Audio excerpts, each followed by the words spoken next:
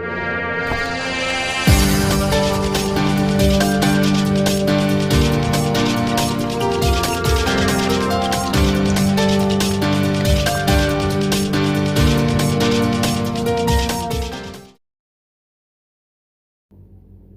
Friends, అందరికి నమస్కారం.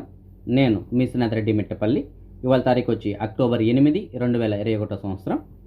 ఇవాళ ముఖ్యాంశాలకు వచ్చినట్టయితే నిన్నటి వార్తల్లో మనం చెప్పుకున్నాం కదా, కువైట్కి సంబంధించి మానవ వనరుల శాఖ వాళ్ళు 2020 ఆగస్టులో తీసుకున్నటువంటి ఒక నిర్ణయం కారణంగా కువైట్లో ఎవరైతే 60 సంవత్సరాల వయసు పైబడి యూనివర్సిటీ డిగ్రీ సర్టిఫికేట్ లేనటువంటి వాళ్ళు ఉంటారో అలాంటి వారికి అకామాలు తగలవు అని చెప్పేసి అప్పుడు వాళ్ళు నిర్ణయం తీసుకున్నారు.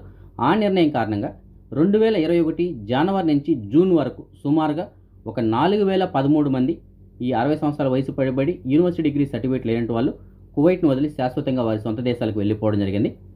మానవ వనరుల శాఖ వాళ్ళు తీసుకుంటున్న ఈ నిర్ణయం కారణంగా కువైట్ దేశ గౌరవానికి భంగం వాటిల్లుతుంది.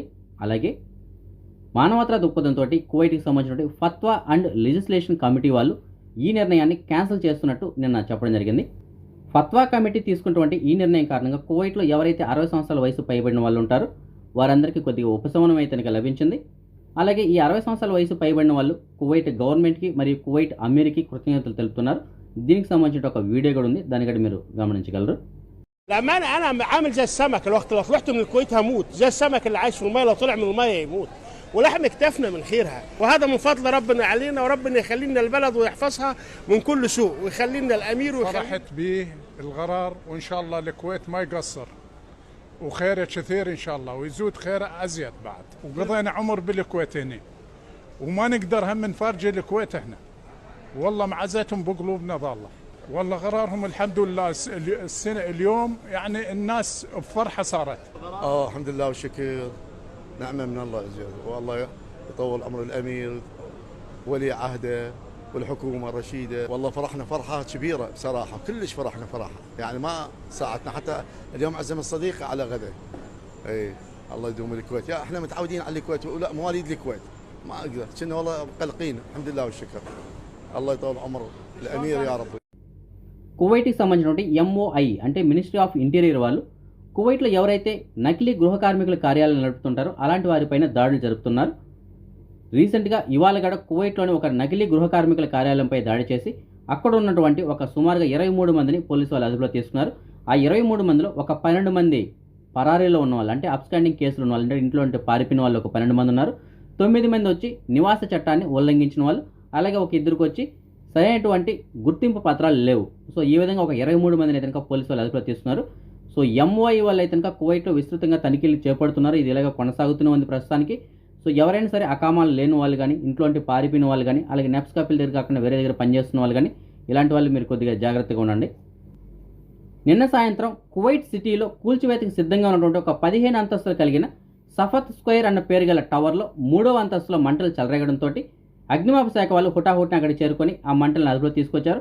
అలాగే ఆ బిల్డింగ్లో ఉన్నటువంటి సుమారు ఒక 7 కార్మికులను కూడా సురక్షితంగా బయటికి తీసుకురాగలిగారు. ఆ 7 ఎలాంటి చిన్న గాయాలు కూడా లేకుండా వారిని రక్షించారు. ఫ్రెండ్స్, మీకు డిస్ప్లేలో ఒక ఫోటో కనిపిస్తుంది కదా, అది కువైట్లోని ఒక ప్రముఖ వార్తాపత్రికలో వచ్చినటువంటి ఫోటో అది. ఆ ఫోటోని కనుక మీరు బాగా గమనించినట్టయితే కువైట్లో సబ్సిడీ కింద ఇచ్చేటువంటి పాల డబ్బాలు ఏవైతే ఉన్నాయో అవి కనిపిస్తున్నాయి అందులో. ఈ ఫోటో తీసింది అయితే కనుక ఈజిప్ట్లోని ఒక మార్కెట్లో ఈ విధంగా పాల డబ్బాలని అక్కడ అమ్ముతున్నారు. సో ఇది కువైట్ కానూన్ ప్రకారం, అంటే కువైట్ గవర్నమెంట్ రూల్ ప్రకారం అది చట్టరీత్యా నేరం. ఎందుకనేసి అంటే అవి కువైట్ వరకు మాత్రమే పరిమితం, అంటే కువైట్లో మాత్రమే అవి సబ్సిడీ కింద ఇస్తారు. ఇక్కడ వాళ్ళు మాత్రమే యూజ్ చేసుకోవాల్సి ఉంటుంది. ఒకవేళ మనం పర్సనల్ యూజ్ తీసుకెళ్ళినా ఇంటికి 1-2 డబ్బాలు తీసుకెళ్ళొచ్చాము, కానీ అంతకుమించి తీసుకెళ్ళకూడదు. అందులోనే ఇలా కమర్షియల్గా బయట పెట్టి అమ్మకూడదు. సో ఆ విధంగా చేస్తున్నారు.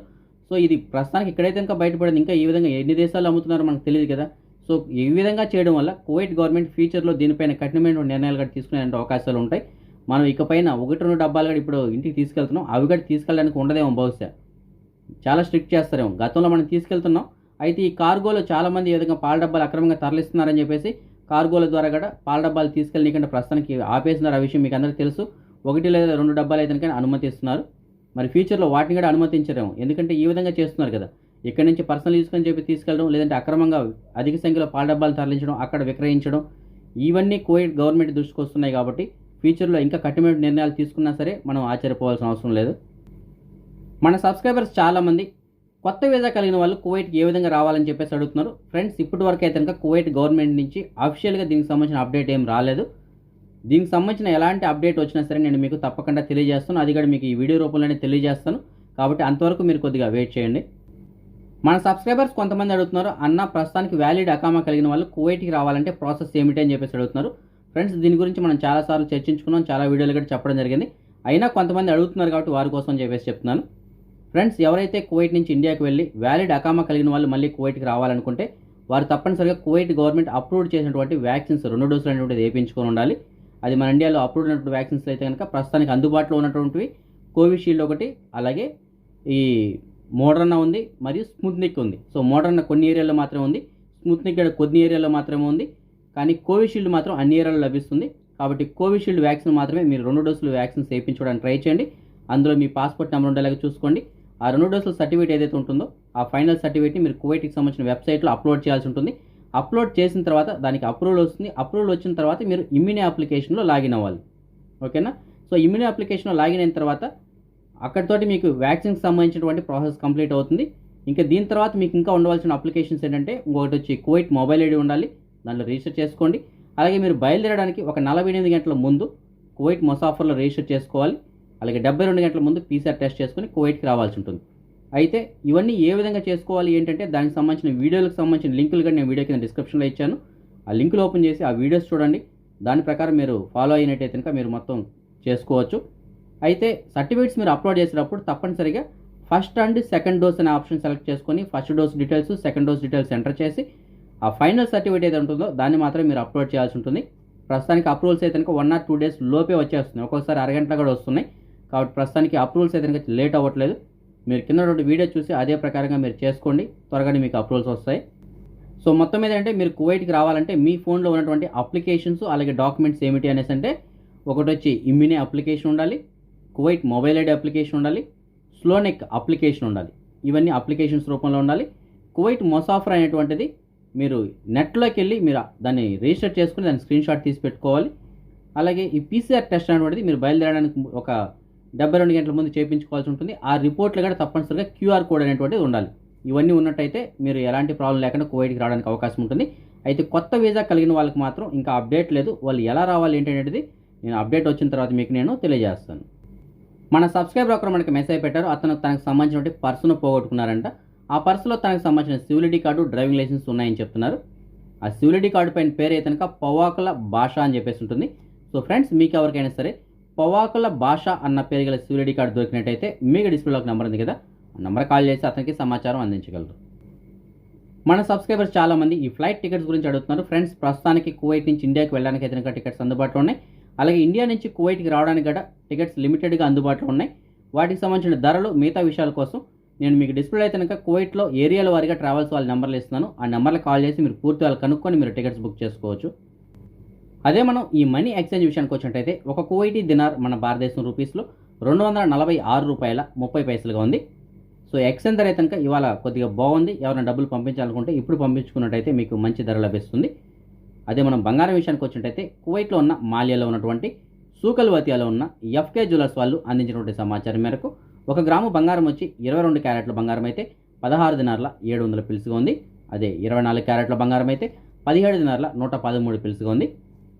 ఇప్పుడు మనం ఈ కరోనా వ్యాధికి సంబంధించినటువంటి అప్డేట్స్ చూద్దాం. ముందుగా మనం కువైట్ విషయానికి వచ్చినట్టయితే కువైట్కి సంబంధించిన ఆరోగ్య శాఖ వాళ్ళు ఇవాళ రిపోర్ట్ ఇంకా విడుదల చేయలేదు. ఇవాళ రిపోర్ట్ రాగానే నేను యూట్యూబ్లోని కమ్యూనిటీలో పోస్ట్ చేస్తాను, అక్కడ మీరు చెక్ చేసుకోవచ్చు. అదే మనం నిన్నటి విషయానికి వచ్చినట్టయితే నిన్న కువైట్ మొత్తం మీద 46 కొత్త కరోనా కేసులు నమోదై 41 మంది ఈ కరోనా నుంచి కోలుకున్నారు. అలాగే దేశవ్యాప్తంగా నిన్న ఈ కరోనా కారణంగా ఎలాంటి మరణాలు కానీ సంభవించలేదు. అదే మన భారతదేశం విషయానికి వచ్చినట్టయితే ముందుగా మన భారతదేశంలో మనం నిన్నటి విషయంగా చూసుకున్నట్టయితే నిన్న దేశం మొత్తం మీద సుమారుగా 21,474 కొత్త కరోనా కేసులు నమోదై 24,959 మంది ఈ కరోనా నుంచి కోలుకున్నారు. 277 మంది ఈ కరోనా కారణంగా చనిపోవడం జరిగింది. అదే మనం ఇవాళ విషయానికి వచ్చినట్టయితే ఇవాళ ఇప్పటి వరకు మనకు అందినటువంటి సమాచారం మేరకు 19,455 కొత్త కరోనా కేసులు నమోదై 22,153 మంది ఈ కరోనా నుంచి కోలుకున్నారు. 241 మంది ఈ కరోనా కారణంగా చనిపోవడం జరిగింది. ఇంకా దేశవ్యాప్తంగా సుమారుగా 2,30,653 మంది ఈ కరోనా వ్యాధికి ట్రీట్మెంట్ తీసుకుంటున్నారు. ఇప్పటి వరకు మన దేశవ్యాప్తంగా సుమారుగా 93,17,17,191 మందికి ఈ కరోనా టీకాలు అందించడం జరిగింది. మహారాష్ట్రలో గడిచిన 24 గంటల్లో 2,620 కొత్త కరోనా కేసులు నమోదై కేరళలో 10,944, కర్ణాటకలో 397, తమిళనాడులో 1359 కేసులు చొప్పున నమోదై. అదే మన తెలుగు రాష్ట్రాల విషయానికి వచ్చినట్టయితే ఆంధ్రప్రదేశ్లో గడిచిన 24 గంటల్లో 693 కొత్త కరోనా కేసులు నమోదై 927 మంది కరోనా నుంచి కోలుకున్నారు. 6గురు ఈ కరోనా కారణంగా చనిపోవడం జరిగింది. ఇంకా రాష్ట్ర వ్యాప్తంగా సుమారుగా 8310 మంది ఈ కరోనా వ్యాధికి ట్రీట్మెంట్ తీసుకుంటున్నారు. అదే మన తెలంగాణ విషయానికి వచ్చినట్టయితే గడిచిన 24 గంటల్లో 201 కొత్త కరోనా కేసులు నమోదై 220 మంది ఈ కరోనా నుంచి కోలుకున్నారు. ఒకరు ఈ కరోనా కారణంగా చనిపోవడం జరిగింది. ఇంకా రాష్ట్ర వ్యాప్తంగా సుమారుగా 4345 మంది ఈ కరోనా వ్యాధికి ట్రీట్మెంట్ తీసుకుంటున్నారు. అదే మనం ప్రపంచవ్యాప్తంగా చూసుకున్నట్టయితే ప్రపంచవ్యాప్తంగా ఇప్పటివరకు సుమారుగా 23,77,00,000 కేసులు నమోదు కాగా అందులో 21,48,00,000 మంది ఈ కరోనా నుంచి కోలుకున్నారు. 48,52,000 మంది ఈ కరోనా కారణంగా ఇప్పటివరకు చనిపోవడం జరిగింది. అదే మనం నిన్నటి విషయానికి వచ్చినట్టయితే నిన్న ప్రపంచం మొత్తం మీద సుమారుగా 4,61,500 కొత్త కరోనా కేసులు నమోదై అందులో ఒక అమెరికాలోనే 1,02,000 కేసులు నమోదై మన భారతదేశంలో 21,400, బ్రెజిల్లో 15,000, యూకేలో 40,000, రష్యాలో 27,000, టర్కీలో 30,000, అలాగే ఇరాన్లో 11,600 కేసులు చొప్పున నమోదు జరిగింది.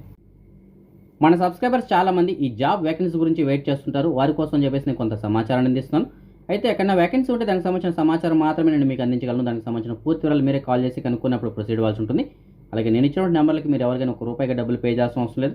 ఒకవేళ మీరు ఎవరికైనా డబ్బులు పే చేసి ఆ జాబ్కి వెళ్ళినట్టయితే దానికి ఈ ఛానల్కి ఎలాంటి సంబంధం ఉండదు. ఇవాళ కూడా మనకి కొంతమంది సబ్స్క్రైబర్స్ జాబ్ వేకెన్సీలు ఉన్నాయని చెప్పేసి మెసేజ్ పెట్టారు. అందులో ఒక సబ్స్క్రైబర్ మనకి జహరా ఏరియా నుంచి మెసేజ్ పెట్టారు.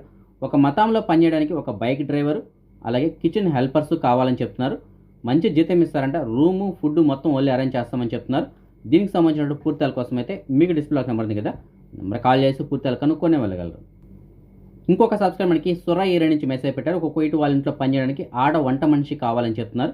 మంచి ఇల్లు అలాగే జీతం కూడా 200 వరకు ఉంటుందని చెప్తున్నారు. దీనికి సంబంధించిన పూర్తిల కోసం అయితే మీకు డిస్ప్లే నెంబర్ ఉంది కదా, నెంబర్ కాల్ చేసి పూర్తిలు కనుక్కొనే వెళ్ళగలరు. ఇంకొక సబ్స్క్రైబర్ మనకి ఫింటాస్ ఏరియా నుంచి మెసేజ్ పెట్టారు. ఒక కోయిట్ వాళ్ళ ఇంట్లో పనిచేయడానికి ఒక డ్రైవర్ కావాలని చెప్తున్నారు. జీతం కూడా సుమారుగా 200 వరకు ఉంటుందని చెప్తున్నారు. దీనికి సంబంధించిన పూర్తిల కోసం అయితే మీకు డిస్ప్లే నెంబర్ ఉంది కదా, నెంబర్ కాల్ చేసి పూర్తిలు కనుక్కొనే వెళ్ళగలరు. ఇంకొక సబ్స్క్రైబర్ మనకి ఫిర్దోస్ ఏరియా నుంచి మెసేజ్ పెట్టారు. ఒక కోయిట్ వాళ్ళ ఇంట్లో పనిచేయడానికి ఒక డ్రైవర్ కావాలని చెప్తున్నారు. జీతం కూడా సుమారుగా 200 వరకు ఉంటుందని చెప్తున్నారు. దీనికి సంబంధించిన పూర్తిల కోసం అయితే మీకు డిస్ప్లే నెంబర్ ఉంది కదా, నెంబర్ కాల్ చేసి పూర్తిలు కనుక్కొనే వెళ్ళగలరు. ఇంకొక సబ్స్క్రైబర్ మనకి జహరా ఏరియా నుంచి మెసేజ్ పెట్టారు. కోవిడ్ వాళ్ళకి సంబంధించినటువంటి కైమాలో పనిచేయడానికి ఒక మనిషి కావాలని చెప్తున్నారు. 6 నెలలు పనిచేయడానికి కావాలంట. జీతం కూడా సుమారుగా 200 వరకు ఉంటుందని చెప్తున్నారు. దీనికి సంబంధించిన పూర్తిల కోసం అయితే మీకు డిస్ప్లే నెంబర్ ఉంది కదా, నెంబర్ కాల్ చేసి పూర్తిలు కనుక్కొనే వెళ్ళగలరు. ఇంకొక సబ్స్క్రైబర్ మనకి ఆర్డీఐ ఏరియా నుంచి మెసేజ్ పెట్టారు. ఒక కోయిట్ వాళ్ళ ఇంట్లో పనిచేయడానికి ఒక డ్రైవరు అలాగే ఒక వర్కర్ కావాలని చెప్తున్నారు. చాలా చిన్న ఇల్లు మంచి ఇల్లు అని చెప్తున్నారు. దీనికి సంబంధించిన పూర్తిల కోసం అయితే మీకు డిస్ప్లే నెంబర్ ఉంది కదా, నెంబర్ కాల్ చేసి పూర్తిలు కనుక్కొనే వెళ్ళగలరు. ఇవాళ గీతాల విజితారెడ్డి పుట్టినరోజు జరుపుకోవడం జరుగుతోంది. ఇంకా ఎవరైనా మన సబ్స్క్రైబర్స్ యొక్క పిల్లలు ఇవాళ పుట్టినరోజు జరుపుకుంటూ అంటే వారికి కూడా నా తరపున అలాగే మన ఛానల్ సబ్స్క్రైబర్స్ అందరి తరపున పుట్టినరోజు శుభాకాంక్షలు. ఇవి ఫ్రెండ్స్ ఇవాళ అప్డేట్స్. మీరు కనుక ఇంతవరకు ఈ ఛానల్ని సబ్స్క్రైబ్ చేసుకోకుండా ఉంటే సబ్స్క్రైబ్ చేసుకొని అలాగే మీకు తెలిసిన ఫ్రెండ్స్కి కూడా ఈ వీడియోని ఫార్వర్డ్ చేసి వాళ్ళని కూడా సబ్స్క్రైబ్ చేసుకోమని చెప్పండి. అప్పుడే మనం పెట్టేటువంటి డైలీ అప్డేట్స్ అని ఉంటుంది వాళ్ళకి నోటిఫికేషన్స్ కింద అందుతుంటాయి. రేపు రాత్రి 9 గంటలకు వచ్చే వీడియోలో మరిన్ని అప్డేట్స్తో కలుసుకుందాం. అంతవరకు సెలవు. జై హింద్.